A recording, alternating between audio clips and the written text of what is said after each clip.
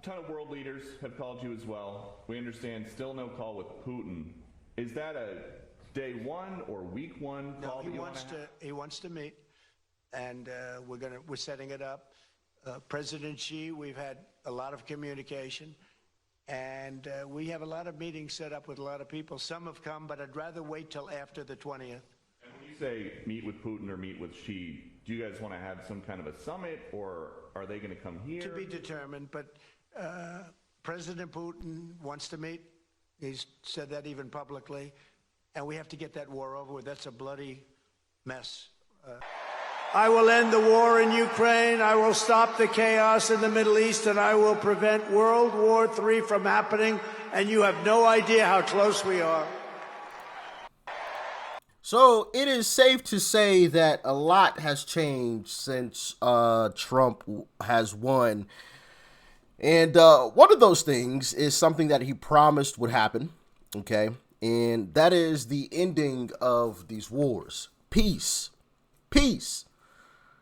And, you know, it's interesting that even a guy like Putin, who obviously is a dictator in Russia, has sat down and not only congratulated Trump, but said that he thinks Trump can bring some peace. With that being said, let's dive in. And as for the events in the United States, indeed, today we will be seeing the inauguration of Donald Trump as the 47th president of the United States.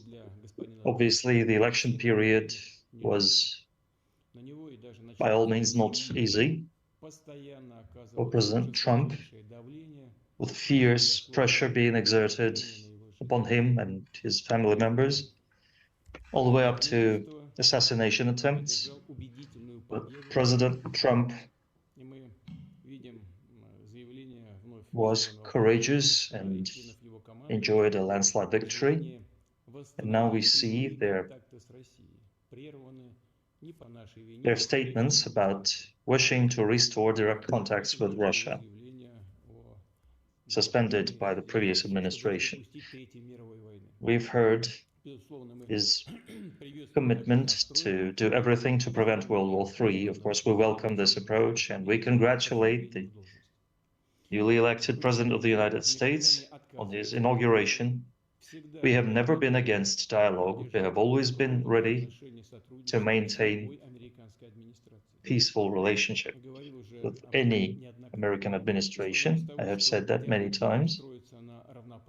We would like to see the dialogue built upon equality and mutual respect, considering the common positions on our country on a number of international issues, including strengthening security and political stability. We're also open for dialogue with the new US administration on the Ukrainian conflict. The most important thing here is to eliminate the fundamental reason for the conflict. That's the most important. And as for settling the situation itself, its goal should be not a brief ceasefire, not just getting some time to regroup and rearm and carry on the conflict, but long-term peace based on respect to lawful interests of all people and nationalities living in the region. And of course, we're going to fight for the interests of Russia and its people. This is actually the goal and point of the special military operation. So there you heard from Putin himself that not only does he want to stop the fighting, but he doesn't want just a simple pause on the fighting. He wants a total end to the fighting. Now, was that even happening? Was that happening under Biden and Kamala's administration? Absolutely not. I think it will only happen, or it was only going to happen, or is only going to happen under a Donald Trump administration. Had Kamala won, this war would still be raging on. I fully believe that. Because honestly, if we're going to look at the if we're going to look at the whole situation, right? They could have ended this a long time ago. Could have ended it a long time ago. They didn't. Trump has stayed up before, and I played the clip for you. Hey, we're going to get this thing done. And if you guys remember back, even way, way back when Trump first announced that he was going to run, and he did the interview with Caitlin Collins, I believe it was, and she tried to like get him in a gotcha moment, and she was like, "Do you want to see Ukraine win this war?" And he famously said, "I want people to stop dying." And she asked him again, and he gave her the same answer. "I want to see people stop dying." And I completely agree. Whatever you feel about this country or that country, whatever, these are people's children, sons, brothers, some of them dads, right? That are being, in some cases, blown to pieces, right? I don't know if you guys have seen some of the videos that have gone on that have been shared online, but there's some really gruesome video that I'm obviously not about to play for you here for obvious reasons, but there's some really gruesome videos of people just, being turned to bits and pieces, kibbles and bits, all right? And obviously that's not something that you want to see, no matter who you want to win, whatever. That's just crazy. Honestly, I don't think war should be fought unless the leader of that country fights in the war. That's what I think. I think if every country on this planet took that stance, there would be a whole lot less war. A whole lot less war. Now, some countries would just say, "Oh, okay, well, we'll just get younger leaders that can actually fight," and go on about their business. But for the most part, there will be a whole lot less war. A whole lot less, including here in America. If we made some of these politicians that continually push for these types of wars to actually go fight in the war themselves, there'd be a whole lot less of it. And even Trump said something like that when they came up with the whole Liz Cheney hoax. Oh, he wanted Liz Cheney to be standing in front of a firing squad. No, that's not what he said. He said if Liz Cheney had to be standing there with guns firing, pointing at her, firing at her, she would think twice about her warmongering ways. It's easy to send somebody else's kid into war to die.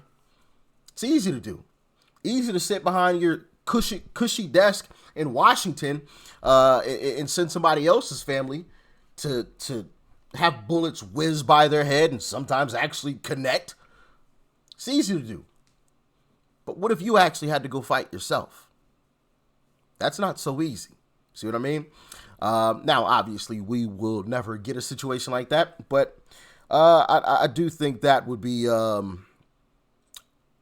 I would welcome that type of change. I would more than welcome that type of change. Y'all let me know in the comment section if you agree. All right.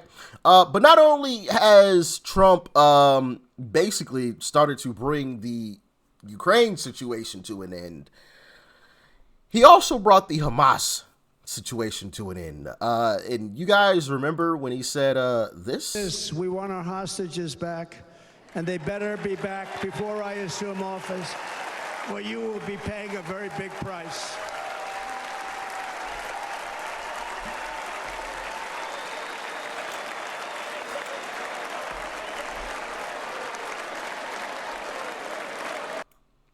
Yeah, because, of course, Joe Biden has tried to lay claim to the Hamas-Israel war taking a pause for a moment. But just a week before that even happened, Trump said this.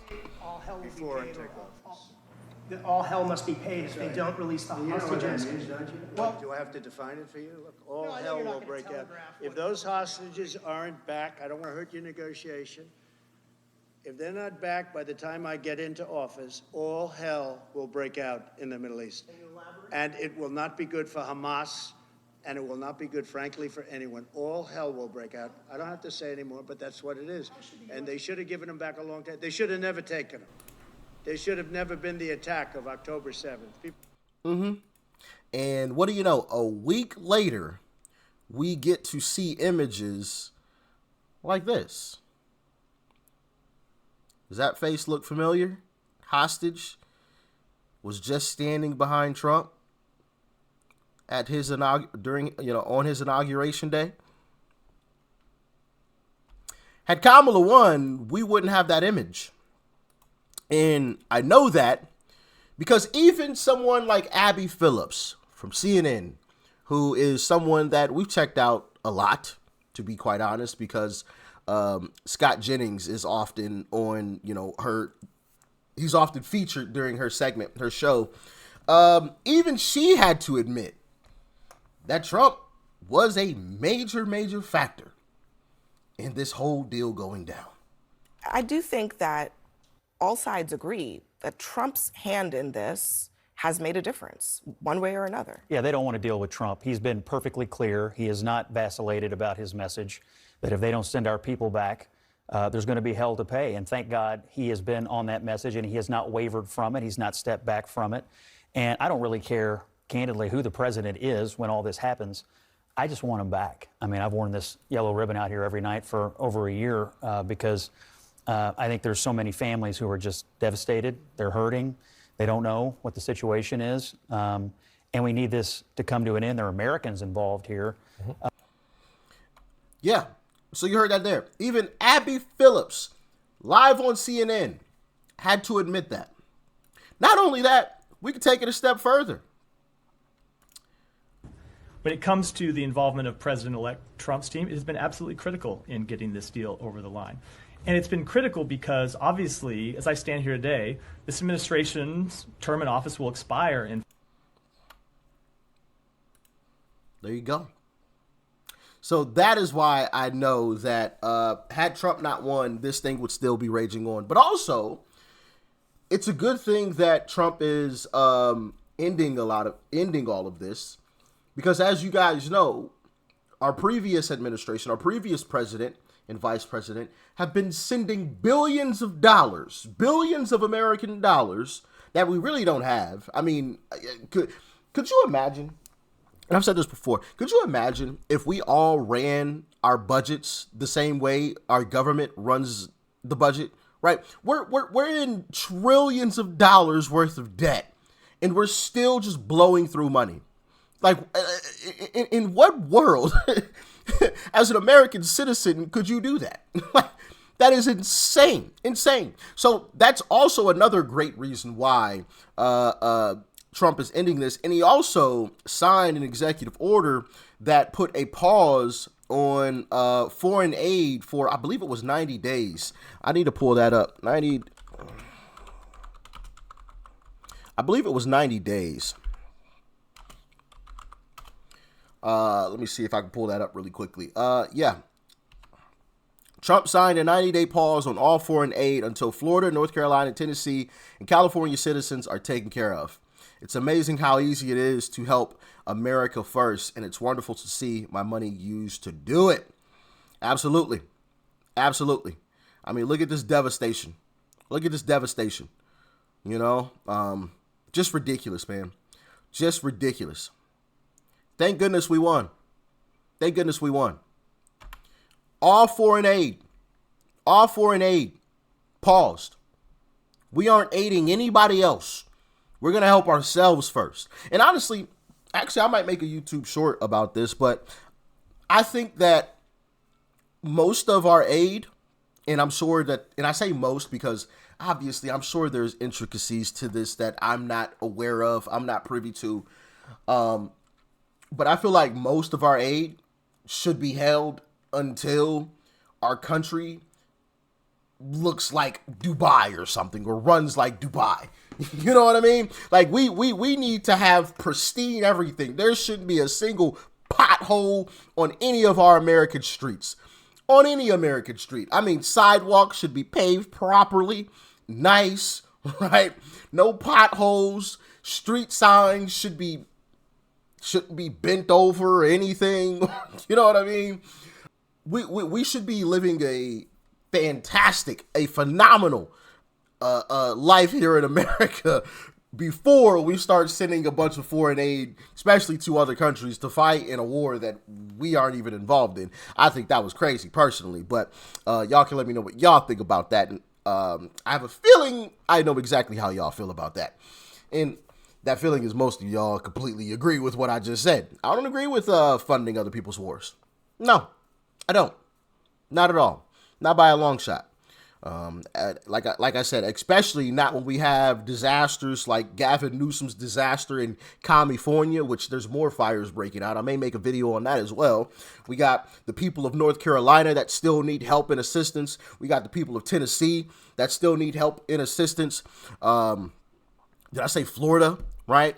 Actually, there was a list that I just saw. Where was that? I saw a list of like all the places that need some aid. But anyway, we also have forgotten about Ohio. Yeah, you guys remember the train derailment that where all the chemicals were dumped all over the floor, all over the ground. I was going to say floor. Goodness gracious, all over the ground. Have we just forgotten about them as well? You know, so until the American citizen is taken care of, I don't believe. I mean, our foreign aid should be next to nothing. Next to nothing. I'm sure there is some situation or circumstance, or maybe even a few situations or circumstances where it's very critical that we aid this place or that place for whatever reason that I'm not aware of, right? But outside of that, everybody else getting cut off. Nope. Fend for yourself. Fend for yourself. Like Trump said, we send billions of dollars to Canada. Why in the world do we send money to Canada? How does that make any type of sense? That, like, it's stuff like that where I'm like, yo, what? That's crazy. Crazy to me. But anyway, Commander-in-Chief, as he said he was going to bring peace, and we've already seen it begin. Peace and love. I'm out.